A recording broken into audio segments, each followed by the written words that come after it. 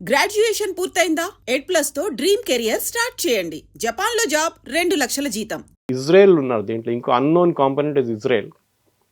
ఇజ్రాయెల్ది ఒక యాటిట్యూడ్ ఉంది.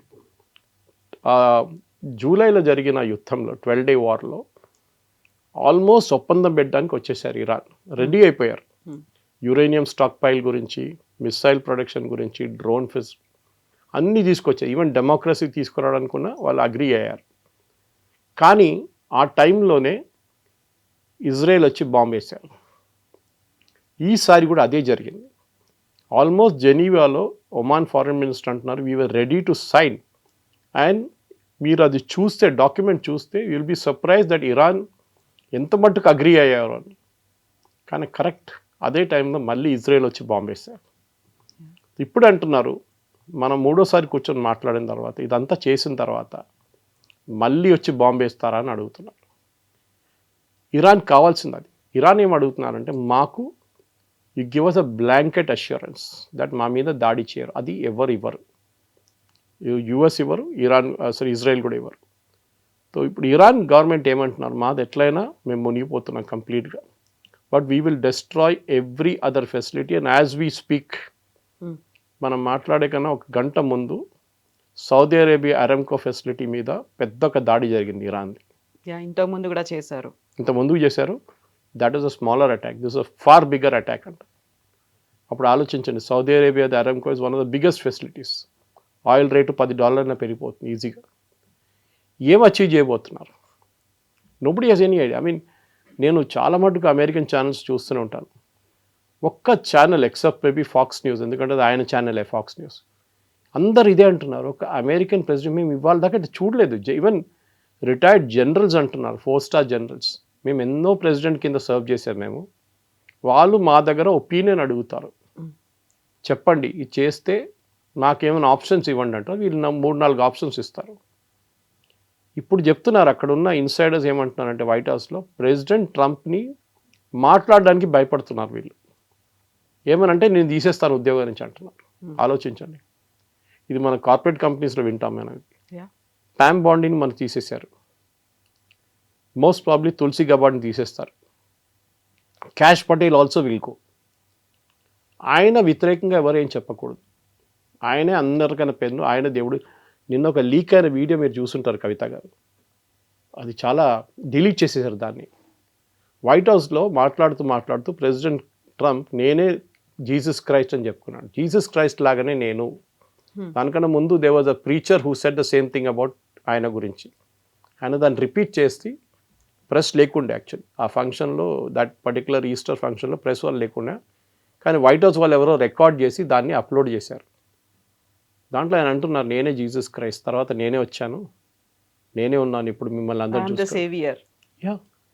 యాక్చువల్గా ఇప్పుడు ఇరాన్ మీద కావచ్చు, అంతకుముందు ఉన్నటువంటి వెనిజువెలా మీద కావచ్చు, అంతకుముందు లిబియాలు, ఇరాకులు, వీటన్నిటి మీద చేసినట్టుగా అదర్ కంట్రీస్లో ఉన్నటువంటి సుప్రీం లీడర్స్ కావచ్చు, లేకపోతే ఆ ప్రెసిడెంట్స్ని, వాళ్ళందరినీ ఎలా అయితే తొలగిస్తున్నారో, ఇక్కడ తనకి ఎవరైతే అపోజ్ చేస్తున్నారో, తన మాటని ఎవరైతే యాక్సెప్ట్ చేయట్లేదో, అమెరికాలో కూడా వాళ్ళని తొలగించడం అంటే ఇంకా నాకు ఎదురు లేదు అనేటువంటి ఒక సందేశం ఆయన ఏమన్నా ఇస్తున్నారా? కరెక్ట్. ఎందుకంటే డిక్టేటర్స్ ఇట్లానే బిహేవ్ చేస్తారు. మీరు చూసుంటారు, ఇదీ అమీన్ కానీ, ఉమర్ గద్దాఫీ కానీ, సద్దాం హుస్సేన్ కానీ, వీళ్ళందరూ డిక్టేటర్స్ ఏం చేస్తారంటే, వాళ్ళ వ్యతిరేకంగా ఎవరైనా మాట్లాడితే వాళ్ళని సీన్ నుంచి తీసేస్తారు. ఐదర్ చంపేస్తారు, లేకుండా పంపించేస్తారు ఎక్కడికైనా. ఇది వీళ్ళది. ట్రంప్ కూడా అదే బాగా బిహేవ్ చేస్తున్నారు. వీళ్ళ లాంగ్వేజ్ చూడండి, మనం స్టార్టింగ్ నుంచి మాట్లాడుకుంటూ వస్తున్నాం. ఐ మీ మై సెల్ఫ్, నేనే. వి అని మాట యూస్ చేయరు ట్రంప్. మేము అందరు కలిసి డిసైడ్ చేశామని చెప్పి లేదు. మీరు ఒక ఇండిపెండెంట్ కంట్రీని మొత్తం ధ్వంసం చేసాం, స్టోనేజ్కి పంపిస్తామంటే మీకు ఎంత సెన్స్ ఆఫ్ సాటిస్ఫాక్షన్ వస్తుంది. ఇప్పుడు కూడా చాలామంది 1700 మంది అంతా చనిపోయారు. కానీ ట్రంప్ ఏమంటున్నారు, వాళ్ళు 45,000 మందిని చంపారు అక్కడున్న గవర్నమెంట్ అని. మళ్ళీ మీరెంతమందిని చంపారు? దానికి కౌంట్ ఉందా లేదా? ఇది ప్రాబ్లం. అండ్ అమెరికాలో రిపబ్లికన్స్ కూడా భయపడుతున్నారు. కొంచెం మంది ఇప్పుడు ప్రైమరీ మేము పోటీ చేయము ఈసారి మిడ్ టర్మ్ పోల్స్ అని చెప్పిన వాళ్ళు బయటకు వచ్చి మాట్లాడుతున్నారు. ఎందుకంటే వాళ్ళకి పోవాల్సింది ఏం లేదు, అయిపోయింది. వాళ్ళు they are not contesting as an MP again. ఈ పరిస్థితిలో ట్రంప్ని అక్కడి నుంచి ఆపడానికి నాకు తెలియదు, లీగల్లీ యుఎస్ సుప్రీంకోర్టుకి ఏదైనా దీంట్లో లీవే ఉంటుందా తెలియదు, లేదనుకుంటా. కానీ అట్లీస్ట్ అరబ్ నేషన్స్, చుట్టుపక్కల ఉన్న అరబ్ నేషన్స్, సౌదీ అరేబియా కానీ, సౌదీ అరేబియాకి చాలా ఇన్ఫ్లుయెన్స్ ఉంది, యూఏఈ కానీ, బహ్రెయిన్ కానీ, ఖత్తర్ కానీ, వీళ్ళు వచ్చి మాట్లాడే ప్రెసిడెంట్ ట్రంప్తో చెప్పుంటారు వాళ్ళు, బహుశా దీనికన్నా ముందు చేసినప్పుడు చెప్పుంటారు ఆయన. దానికోసం ఆయన తొలగించారు కదా, డెడ్ లైన్ ఎక్స్టెండ్ చేశారు. That impact is going to be on us also అని. ఇరాన్ వాళ్ళ దగ్గర ఉన్న అన్ని ఆయుధాలు వాడుకుంటారు, because nothing left for them. అయిపోయింది వాళ్ళకి, ఏం చెప్తారు, ఎండ్ ఆఫ్ ద వరల్డ్ లాగా అయిపోతుంది వాళ్ళకి. సో వాళ్ళు కూడా they will go all out, doubt లేదు. కవిత గారు చూడండి, నెక్స్ట్ ఇది రేపు పొద్దున 5:30కు జరుగుతాయి. ఎందుకన్నారు, ఈ gave a time line also, మీరు చూసుంటారు ఇవాళ స్పీచ్లో, ఆ ఈస్టర్ స్పీచ్లో ఈ said by 4 hours I will destroy everything. అంటే ఆయనకు ఎవరో ప్లాన్ ఇచ్చి ఉంటారు 4 గంటల సేపు, మీరు బ్రిడ్జ్లు డెస్ట్రాయ్ చేసి మీరు వాట్ విల్ గెయిన్ అని చెప్పండి, అది చెప్తారు. ఏం సాధిస్తారు? ఏం లేదు. ఎందుకంటే ఆ బ్రిడ్జ్ మళ్ళీ తయారు చేయాలంటే మీకు సంవత్సరాలు పడుతుంది. మళ్ళీ ఎవరు ప్రజలు కష్టపడతారు? ఇరానియన్ రెవల్యూషనరీ గార్డ్జో లేకుంటే అక్కడున్న అయతోళ్ళకి ఏం ప్రాబ్లం ఉండదు, వాళ్ళు హెలికాప్టర్లు పోతారు కావాలంటే రేపు. వీళ్ళు ప్రజలు కష్టపడతారు. పవర్ ప్లాంట్ కొడితే ఎన్ని రోజులు పడుతుంది మళ్ళీ ఇంకో పవర్ ప్లాంట్ కట్టడానికి? రేపు హైపోథెటికలీ యూఎస్ మీద ఇట్లనే అటాక్ చేస్తే అప్పుడు యూఎస్ ఏమంటారు? టెర్రరిస్ట్ యాక్ట్ అంటారు దాన్ని. మీరు చేసేది ఏంటి? మీరు మిలిటరీ టార్గెట్స్ మీద కొట్టండి, నోబడీ విల్ స్టాప్ యూ. ఎవ్వరు ఆపరు మిమ్మల్ని. మీరు రెవల్యూషనరీ గార్డ్ పోస్ట్ మీదనో, రెవల్యూషనరీ గార్డ్ హెడ్ క్వార్టర్స్ మీదనో చాలా కొట్టారు వీళ్ళు బాంబులు. 15,000 బాంబులు చేశారు, మిస్ కేసెస్ అన్నమాట. మీరు దాని తర్వాత రాష్ట్ర ప్రజల మీద చేస్తున్నారు. అంటే ఇరాన్లో ఉన్న ప్రజలు కూడా మిమ్మల్ని నిన్న ఆయన దగ్గర అడిగారు, మీరు ఇటు చేస్తే ఇరాన్ ప్రజలు ఏమంటారంటే, మేము కొన్ని ఇంటర్సెప్ట్స్ మేము పట్టుకున్నాం, ఆ ఇంటర్సెప్ట్స్లో ఇరానియన్ ప్రజలు చెప్తున్నారంట, మా పక్కన బాంబు పడ్డది, ఇంకొక పడేయండి బాంబు అంటున్నారంట. ఎవరైనా అంటారు అది? ఇప్పుడే మా పక్కన ఒక బాంబు పడ్డది, ఇంకో బాంబు పడండి, ఇంకో పంపించండి, ఇంకొన్ని బాంబులు పంపించని అంటున్నారంట. ఐ మీన్ లాజిక్ లేదు మాట్లాడిన దాంట్లో. ప్రజలు అక్కడి నుంచి బతికి బయటపడడానికి ట్రై చేస్తున్న బదులు ఫోన్ చేసి చెప్తారా ట్రంప్కి ఇంకో బాంబు వేయండి, ఇంకో 2 బాంబు. అదే టైంలో బీబీసీ నిన్న ఒక ఇంటర్వ్యూ చేశారు, ఒకటి కాదు, they did a series of interviews అక్కడున్న ప్రజలతోని. సో వాళ్ళ దగ్గర అడిగిన ఒకటే ప్రశ్న, ట్రంప్ బాంబు వేయబోతున్నాడు, power plant and your bridges. So వాళ్ళేమంటున్నారు, నిన్నదాకా మేము ఈ గవర్నమెంట్ వ్యతిరేకంగా ఉండే, మేము రోడ్డు మీద వెళ్ళి ప్రొటెస్ట్ చేస్తాం, మా ఫ్రెండ్స్ చాలామంది చనిపోయారు, అప్పుడు మాకు ఈ గవర్నమెంట్ వ్యతిరేకంగా చాలా కోపం ఉండే, వ్యతిరేకత ఉండే, అయోతలాలు వీళ్ళ ఖమేనీ లాంటి వాళ్ళది. కానీ ఇప్పుడు మాకు ట్రంప్ వ్యతిరేకం అవుతుంది, we are angry with him and మేము వీ విల్ ఫైట్. ఎవరి కోసం? ద సేమ్ గవర్నమెంట్, వాళ్ళు ప్రశ్నించే గవర్నమెంట్ కోసం ఫైట్ చేస్తారంట. సో ఏం చేశారంటే, Trump has brought the government and people of Iran close. ఇంకా చాలా దగ్గరకు వచ్చేసారు వాళ్ళు. మీరు అచీవ్ చేయాల్సింది ఆపోజిట్ జరిగింది, రెజీమ్ చేంజ్ కాదు. రెజీమ్ వాళ్ళు ప్రజలు కలిశారు, ఇప్పుడు ఒకటే అయిపోయారు. ఇది ఐ థింక్ ఎవరైనా, నాకు కూడా తెలియదు ఎవరు మాట్లాడచ్చు ఆయనతోనని, ఎవరు మాట వినరు ఆయన. ఇట్లాంటి పరిస్థితుల్లోనే అట్లీస్ట్ అమెరికన్ ప్రజలు వాళ్ళ దగ్గర ఒక 25th అమెండ్మెంట్ ఒక ఆప్షన్ ఉంది, దాని కింద vice president of US can take over because president is not in a capacity అని చెప్పేసి. కానీ అది కూడా ఆయన అంగీకరించరు. ఆయన దగ్గర ఏదో సీరియస్ మెంటల్ ఇష్యూ ఉంది ఆయనకి, దాంతోనే ఈ ప్రాబ్లం అంతా వస్తుంది. సో ఇంగ్లీష్లో ఒక మాట ఉంటుంది sir, known devil is better than unknown God అనేది. అలా ఏమైనా ఇప్పుడు ఇరాన్లో ఉన్నటువంటి ప్రజలు భావిస్తున్నారా? గతంలో ఉన్నటువంటి ఖమేనీ తీసుకొచ్చినటువంటి నిర్బంధాలు కావచ్చు, వాళ్ళ మీద బుర్కా విధానం కావచ్చు, మిగతా అన్నిటినీ చాలా స్ట్రిక్ట్గా పెట్టేవాళ్ళు, ఇప్పుడు దానికి మించి ఇప్పుడు ప్రాణభయం అనేది ఇక్కడ ఉంది అనేటువంటి భావన అక్కడ ఏమైనా వస్తుందా? అది ఎగ్జాక్ట్లీ చేశారు. నిన్న అదే అంటున్నారు. మీరు ఈవెన్ సిఎన్ఎన్లో కొన్ని ఇంటర్వ్యూస్ చూశాను నేను, అక్కడున్న ప్రజలతో మాట్లాడుతున్నప్పుడు వాళ్ళు కూడా అదే అంటున్నారు. మాకు వీవర్ టోటలీ బాంబింగ్ మొదలైనప్పుడు February 28 ఖమేనీని చంపినప్పుడు వీవర్ ఆల్ రియలీ హ్యాపీ. మేము పండుగ చేసుకున్నాం ఇంట్లో, ఆ రోజు క్వైట్ సెలబ్రేషన్ చేసుకున్నాం, రోడ్ల మీద కూడా వచ్చిన చాలా మంది. కానీ ఇప్పుడు ట్రంప్ వ్యతిరేకంగా ప్రొసెషన్ తీయాలని మాకు అనిపిస్తుంది అంటున్నారు. ఎందుకంటే మా లైఫ్ హెస్ బికమ్ హెల్ అంటున్నారు వాళ్ళు. వాళ్ళ హాస్పిటల్స్ని కొడుతున్నారు, వాళ్ళ మెడికల్ ఫెసిలిటీస్ని కొడుతున్నారు, వాళ్ళ టాప్ మోస్ట్ ఇంజనీరింగ్ కాలేజ్ని కొట్టారు నిన్న తెహరాన్లో, ఇస్ఫహాన్లో వాళ్ళ న్యూక్లియర్ ప్లాంట్ దగ్గర కొట్టారు, బుషహర్లో కొట్టారు. ఐఏఈ అంటున్నారు, ఆ బుషహర్ ప్లాంట్లో మీరు ఇంకా బాంబింగ్ చేస్తే అక్కడ చుట్టుపక్కల 5,000 కిలోమీటర్ దాకా ఎవరు ఉండలేరు. ఆలోచించండి, where entire Gulf will go 1-6 అయిపోతుంది అంతే. రేపు ఆయిల్ లేదు, గల్ఫ్ లోకానికి గ్యాస్ లేదు, ఏం దొరకదు, మళ్ళీ షర్నోబిల్ లాగా ఇంకోటి తయారవుతుంది. ఐ థింక్ ట్రంప్ ఇస్ చాలా మటుకు ఒక ఏం చెప్తారు విచ్ సెండ్కి వచ్చేసారు ఇప్పుడు. ఆయనకు అర్థం కావట్లేదు ఆయనకి ఏం చేయాలని. ఆయనకి ఈగో ఏంటంటే ఈ గవర్నమెంట్ నేను చెప్పింది పట్టించుకోవట్లేదు. సో వీళ్ళకి ఒక పాఠం చెప్పాల్సిందే, నేను బాంబేసి వీళ్ళని ఫినిష్ చేసేస్తాను. కానీ యూ కెనాట్ డూ దాట్. ఏదో ఒక రోజు మీ కర్మ మీద వెంట పడుతుంది మీది. అది ట్రంప్ కూడా తెలుసు. అది మీరు ఒసామా బిన్ లాదెన్ చేసింది కరెక్టా కాదు మనం అడిగేది చెప్పేది ఇక్కడ. వాజ్ 9/11 కరెక్ట్ కాదా అని. కానీ ఒక్కొక్కసారి అనిపిస్తుంది ఇట్లాంటి పని చేస్తే ఏదో ఒక రోజు అక్కడున్న ప్రజల్లో ఒకరు కూడా తిరిగి వచ్చి మీ మీద ఇట్లాంటి ఒక అత్యాచారం చేస్తే మీరేం చేస్తారు? You will sympathise with them saying you have done it to my country, I will do it to you అని. అదే జరగబోతుంది బహుశా. యూ హ్యావ్ క్రియేటెడ్ ఒక న్యూ సెట్ ఆఫ్ ఎనిమీస్ అనమాట. మీ దగ్గర ఇప్పుడు దాకా కొంతమంది అల్ఖైదా కానీ ఐసిస్ లాంటి వాళ్ళు తయారయ్యారు. ఇంకా రేపు కొత్త ఐసిస్ కొత్త అల్ఖైదా తయారవుతారు. ఇట్లాంటి హిట్లర్ ఏం చేశాడు? ఇదే చేశాడు కదా. Hitler went mass genocide. ఒక particular group of people which are Jews, వాళ్ళని తీసుకొని గ్యాస్ చేంబర్లో పంపి లక్షల మందిని చంపారు ఆయన. ఆ హిట్లర్ని ఇప్పుడు కూడా మనం హిట్లర్ అంటాం. ఇప్పుడు ట్రంప్ కూడా ఒక హిట్లర్ లాగా తయారవుతున్నాడు. దట్ ఈస్ క్రియేటింగ్ ఒక వార్ క్రైమ్ చేసి అక్కడున్న ప్రజల్ని చంపుతున్నారు. ఎందుకంటే వేలాది మంది చనిపోతారు, దీంట్లో డౌట్ లేదు. So he should be contained. ఆయన్ని అమెరికన్ కాంగ్రెస్ కానీ రిపబ్లికన్ పార్టీ కానీ ఒక అగ్రిమెంట్కి వచ్చి ఈయనని he should be removed as the president of United states. అది ఒకటే సొల్యూషన్, ఇంకేం లేదు. ఇప్పుడు ఇంత అవుతున్నప్పుడు నెతన్యాహు అయితే ఏం మాట్లాడట్లేదు. ఐదర్ ఇరాన్ మాట్లాడుతుంది ఆర్ఎల్స్ డొనాల్డ్ ట్రంప్ మాట్లాడుతున్నారు. సైలెంట్గా ఇజ్రాయెల్ తన పని తను చేసుకుపోతోందా అనుకున్నప్పుడు ఇంత అగ్రెసివ్గా డొనాల్డ్ ట్రంప్ ముందుకెళ్తున్నాడు. Then what is Netanyahu is doing అనేది? This war is Netanyahu's war actually. మీరు గుర్తుండదు, ఫస్ట్ డే February 28th రోజు it was Israeli bombing. America participate చేయలేదు దాంట్లో. వాళ్ళు బాంబు వేస్తున్నాడు, మేము కూడా ఏం చేసుకోండి పక్కన కూర్చొని చూడాలని చెప్పి వచ్చాడు ట్రంప్. కానీ ఆయన ఎప్పుడు ఆయన వైల్డెస్ట్ డ్రీమ్తో అనుకోలేదు ఇది ఇట్లా అవుతుంది, స్ట్రెయిట్ ఆఫ్ హార్మూజ్ బ్లాక్ అయిపోతుంది, దాంతో లోకంలో ఉన్న మొత్తం అన్ని ఎకానమీస్ దెబ్బతింటుందని అనుకోలేదు ఆయన. ఇప్పుడు ఎకానమిస్ట్ ఏమంటున్నారు, నిన్న చాలా ఫేమస్ 2-3 ఎకానమిస్ట్ అమెరికన్ ఛానల్స్లో మాట్లాడితే ఏమన్నారంటే, అదారు అడిగిన ప్రశ్న ఇది, రేపు ఈ యుద్ధం ఆగిపోతే ఎన్ని రోజుల్లో ఒకటి ఆయిల్ ప్రైసెస్, సెకండ్ లోకంలో ఉన్న ఫైనాన్షియల్ స్టాక్ మార్కెట్స్ ఎన్ని రోజులు పడుతుంది నార్మల్ సెన్స్కి రావడానికి? వాళ్ళంటున్న నెల కాదు సంవత్సరాలు పడుతుందంట. అమెరికన్ స్టాక్ మార్కెట్స్ కానీ, యూరోపియన్ స్టాక్ మార్కెట్ కానీ, ఏషియన్ స్టాక్ మార్కెట్స్, అది కాకుండా ఆయిల్ ప్రైసెస్. మీరు ఆయిల్ తవ్వి బయటికి తీయొచ్చు, కానీ మీరు రిఫైనరీ పని చేయట్లేదు. నిన్న మనం మాట్లాడుతూ మన ఇంటరాక్షన్ అయిన తర్వాత గంట తర్వాత ఇజ్రాయెల్ వెళ్ళి సౌత్ పార్స్ మీద కొట్టారు, ఇరాన్ గ్యాస్ ఫీల్డ్స్ మీద.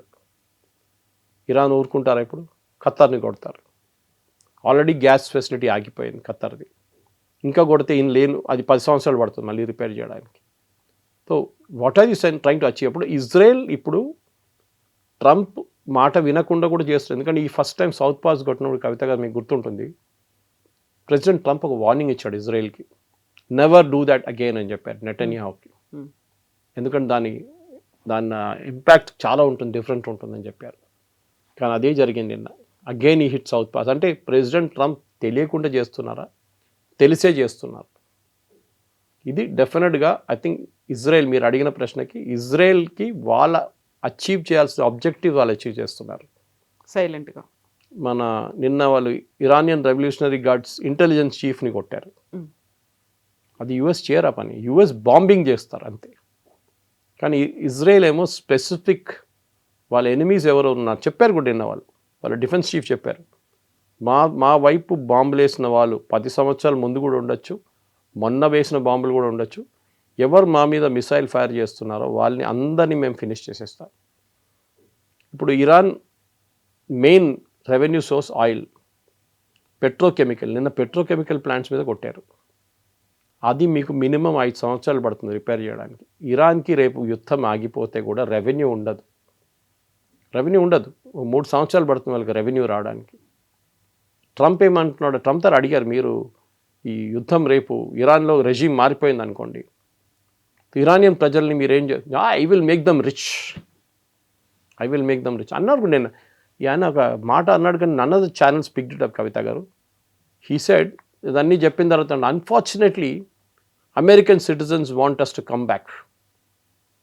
అంటే అమెరికన్ సిటిజన్స్ అంటున్నారా మీ యుద్ధం చాలు తిరిగి వచ్చేసేయండి అంటున్నారు. అన్ఫార్చునేట్లీ దాంతోపాటు అడిగారు what about American citizens who oppose the war. ఈ వార్ని వ్యతిరేకిస్తున్న అమెరికన్ సిటిజన్స్ గురించి ఏం చెప్పాలనుకున్నారు. దే ఆర్ ఫూల్స్ అన్నారు. వాళ్ళ ఓన్ సిటిజన్స్ని యూఆర్ కాలింగ్ దమ్ ఫూల్స్. మళ్ళీ ఒక అమెరికన్ ప్రెసిడెంట్కి ఇంకేం చెప్పాలండి. ఈ పరిస్థితుల్లోనే I think President Trump he's lost his marbles అంటారు ఇంగ్లీష్లో.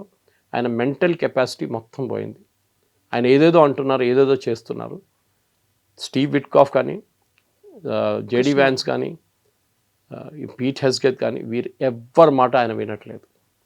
He's just doing what he wants to do. ఇప్పుడు 45 days ఒక సీజ్ ఫైర్కి సంబంధించి కొంచెం ఏదో చర్చలు ఉన్నాయి, దానికి స్పెక్యులేషన్స్ అయితే జరుగుతున్నాయి, కానీ కరెక్ట్గా ఏం జరుగుతుంది, నిజంగానే 45 days సీజ్ ఫైర్ ఉంటుందా అనేది ఇంకా ఇట్ ఈస్ ఆన్ కార్డ్స్ అంటే అది డౌట్ఫుల్గా కనిపిస్తుంది. బట్ ఇంకొకరు ఎవరైనా వచ్చి ఇంటర్వ్యూన్ అవ్వాలి.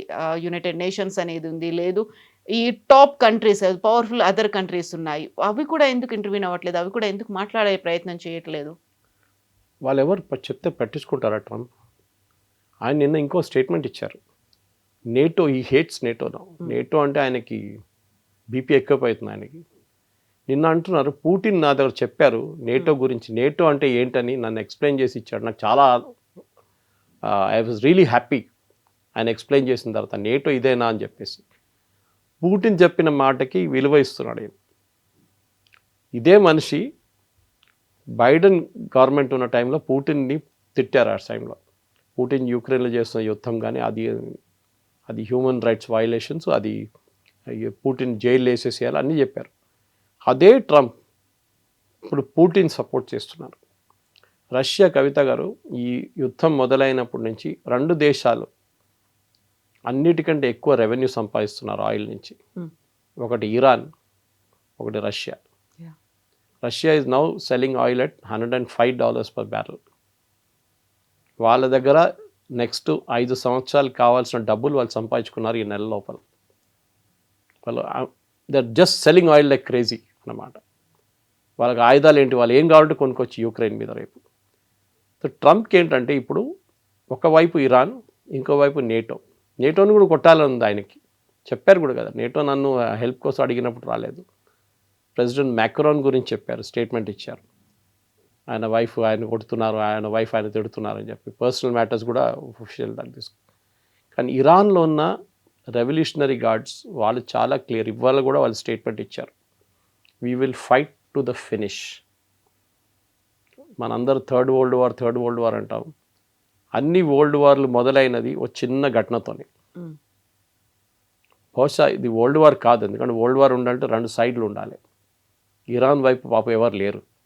అది మ్యాక్సిమం మీరు కావాలంటే చెప్పొచ్చు రష్యా ఉందని చెప్పొచ్చు అంతే. కానీ వాళ్ళు కూడా డైరెక్ట్గా సహాయం చైనా కోఆపరేట్ చేస్తున్నారు. China is buying the Iranian oil which is the biggest cooperation they can do. కానీ ఫిజికలీ వీళ్ళు ఎవరిద్దరు హెల్ప్ చేయట్లేదు, చెప్తున్నారు కానీ moral support. For example Russia వాళ్ళ టెక్నాలజీ యూజ్ చేసి యుఎస్ షిప్స్ ఎక్కడ ఉంది, యుఎస్ ఎయిర్క్రాఫ్ట్ ఎక్కడ పార్క్ చేస్తున్నారు గల్ఫ్ కంట్రీస్లో అని చెప్పి డీటెయిల్స్ ఇస్తున్నారు ఇరాన్కి. అది శాటిలైట్ ఇమేజరీ ఉండొచ్చు, ఫోటోగ్రాఫ్స్ ఉండొచ్చు. దానికోసం నిన్న అమెరికన్ గవర్నమెంట్ అక్కడున్న ఒక కమర్షియల్ శాటిలైట్ ఫామ్కి ఆదేశాలు ఇచ్చారు, దట్ మీ ఇమేజెస్ అమ్మకూడదు, next 15 days don't sell your images. వాళ్ళు ప్రైవేట్ లాగా ఇప్పుడు మీకు కావాలంటే డబ్బులు కడితే మీకు ఇచ్చేస్తారు ఇమేజెస్. అలు దేర్ బేస్ ది ఫోటో ఇవ్వండి అని చెప్పి మొత్తం ఫోటో ఇచ్చేస్తారు. మీరు దాన్ని బ్లోఅప్ చేసుకుంటే ఎన్ని ఎయిర్క్రాఫ్ట్ ఎక్కడ ఉన్నాయి, ఎన్ని F-16 ఎక్కడ ఉన్నాయి, F-35 ఎక్కడ మీకు తెలిసిపోతుంది. అది అమ్మకూడదు అన్నారు. Which can be taken, okay safety wise that is a good thing. కానీ రష్యాకి ఇప్పుడు కావాల్సిందంటే యుద్ధం ఇంకా నడవాలి. ఇంకొక 6 నెలలు నడిస్తే రష్యా ఉన్న ఆయిల్ అంతా అమ్ముకుంటారు వాళ్ళు, బ్యాక్లాగ్ ఉండదు వాళ్ళకి. చైనాకి ఏంటంటే ప్రాబ్లం, ఆయిల్ దొరకట్లేదు. ఇరాన్ నుంచి ఉన్న ఆయిల్ వాళ్ళ బిగ్ సోర్స్. వెనిజువేలా దానికన్నా పెద్ద సోర్స్ ఉండేది, వెనిజువేలా వాళ్ళకి పోయింది. ఇప్పుడు క్యూబాని చూడండి ఏం చేస్తున్నారు ప్రెసిడెంట్ ట్రంప్. రష్యా ఆయిల్ క్యూబాలో అమ్ముతున్నారు. సో ఇరానియన్స్ని మీరు గాయపరచాలనుకుంటే వాళ్ళ మీద బాంబులు వేస్తే they will debt to America అని చెప్పే మాట వాళ్ళు ముందు ఫోర్సిబ్లీ వాళ్ళతో చేపించారు. కానీ ఈసారి రెగ్యులర్గా వాళ్ళు కావాలని చెప్పి వాళ్ళ మనసు నుంచి చెప్తారు ఈసారి death to America, death to Israel అని. ఇజ్రాయెల్ కూడా మీరు చెప్పినట్లు వాళ్ళ పని, వాళ్ళ స్ట్రాటజీ సపరేట్, దీంతో సంబంధం లేదు. అది they are doing what they want. Netanyahu చెప్పారు చూడండి, ఈ యుద్ధం రేపు ఎల్లుండి ఆగదు, మాకు ఒక లాంగ్ టర్మ్ ఆబ్జెక్టివ్ ఉంది. ఇరాన్ వాళ్ళ ప్రాక్సీస్ని కొట్టడం, హెజ్బుల్లా, హమాస్, హూతీస్, వీళ్ళని కొట్టిన తర్వాత మేము వీ విల్ రిలాక్స్. ఇజ్రాయెల్ లెబనాన్తో అంటే హెజ్బుల్లాతో నిన్ననో మొన్ననో మొదలు పెట్టలేదు యుద్ధం, 40 సంవత్సరాల నుంచి నడుస్తుంది. అప్పుడు ఆలోచించండి, ఇజ్రాయెల్ ఎందుకు ఆపుతారు? వాళ్ళకు లాంగ్ టర్మ్ వ్యూ ఉంది, అమెరికాకి లాంగ్ టర్మ్ వ్యూ లేదు. ఏదో చేసి చూడండి, నిన్న కూడా ఆయన స్టేట్మెంట్ ఇచ్చి, what is the biggest thing I can take from there అన్న, ఆయిల్ తీసుకుంటే చాలా డబ్బులు ఉంటుంది. వెనిజువేలాలో చూడండి, కానీ make a statement like that. ఒక ప్రెసిడెంట్ ఇంకో దేశానికి ఉన్న ఆయిల్ తీసుకెళ్ళి అమ్ముకుంటారు. వాళ్ళ రిసోర్సెస్ని